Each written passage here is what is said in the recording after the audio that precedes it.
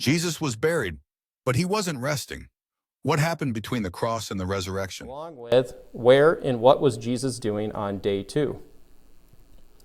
And this starts by answering 19's questions. Now, how some have chosen to interpret this over the past 2,000 years is, one, they would say that the spirits were humans of Noah's day, where Christ did descend and declared final judgment upon them. 2 is also a human view where Christ, during Noah's time, preached through Noah by his Spirit to the world. Proponents like John Piper of this will point to 1 Peter 1:10 through 11 that says the Spirit of Christ, and 2 Peter 2:5 that says Noah was a preacher of righteousness.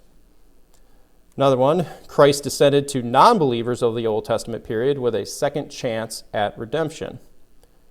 Another, Christ's descent to the Old Testament saints and released them from Sheol, which is in the Greek is Hades. They might point to Ephesians 4:8 through 9, but that too is another highly debated section on what is actually being described here. And also they might point to 1 Peter 4:6 that also used to connect the spirits to humans. Fifth is a fallen angelic view of Genesis 6, where Christ descended and declared victory over them.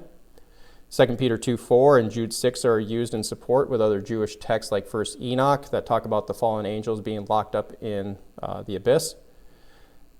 Another one is another fallen angelic view of Genesis 6, but this time they say Jesus ascended and declares victory.